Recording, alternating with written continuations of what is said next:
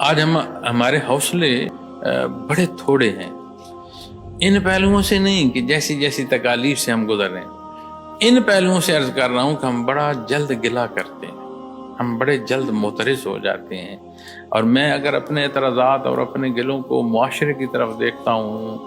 حکمران طبقے کی طرف دیکھتا ہوں، دینی طبقے کی طرف دیکھتا ہوں، دینی رہنماؤں کی طرف دیکھتا ہوں، اپنے عزیز داروں میں دیکھتا ہوں، اپنے بڑوں میں دیکھتا ہوں، میں نے کبھی یہ سوچنا گوارا نہیں کیا کہ میں اپنے عمل کو تو دیکھ چکا۔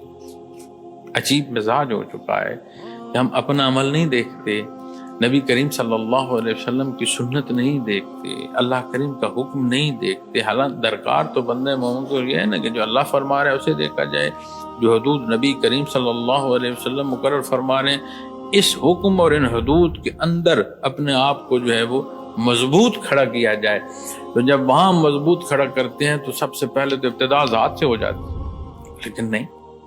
ہم ساری اچھائی جو ہے وہ اپنے الفاظ سے معاشرے میں قائم کرنا چاہتے ہیں، بھلے وہ الفاظ اتنے تلخ ہم ادا کر رہے ہوں کہ معاشرے میں مزید جو ہے تفریق پیدا ہو رہی ہے۔ لیکن یہ بات یاد رکھیں،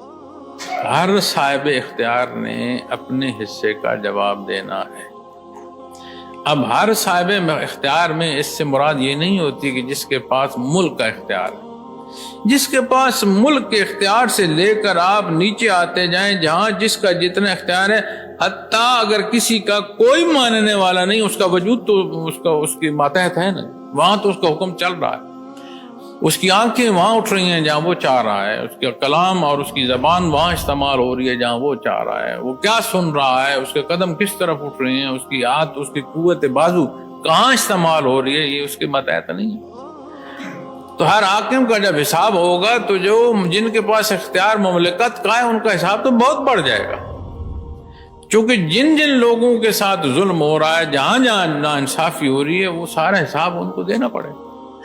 لیکن جو میرا اختیار ہے میں اس کی فکر نہ کروں اور دوسرے پر اعتراض کرتا جاؤں، جو آج ہمارے معاشرے کی روش بن چکی ہے۔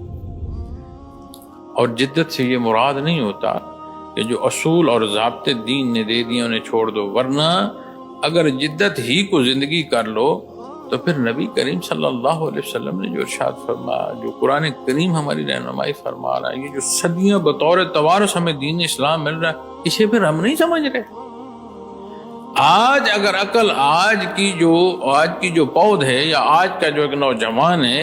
اگر حدود و قیود اس نے طے کرنی ہے تو پھر سنت الخیر الانام ہماری زندگیوں میں کہاں ہے، دینی احکامات کہاں ہیں، قرآن و سنت کا جو ماننا اور اس کے تحت رہنا ہے وہ کہاں؟ ہاں، بات کم عمر کی یا بات زیادہ عمر کی نہیں، بات اللہ اور اس کے حبیب صلی اللہ علیہ وسلم کے حکم۔ تو اپنی نوجوانی کو، اپنی اس جوشیلی زندگی کو اللہ کریم پسند فرما رہے، وَقَاتِلُوا فِي سَبِيلِ اللَّهِ وَاعْلَمُوا أَنَّ اللَّهَ سَمِيعٌ عَلِيمٌ، اللہ کی راہ میں ڈٹ جاؤ۔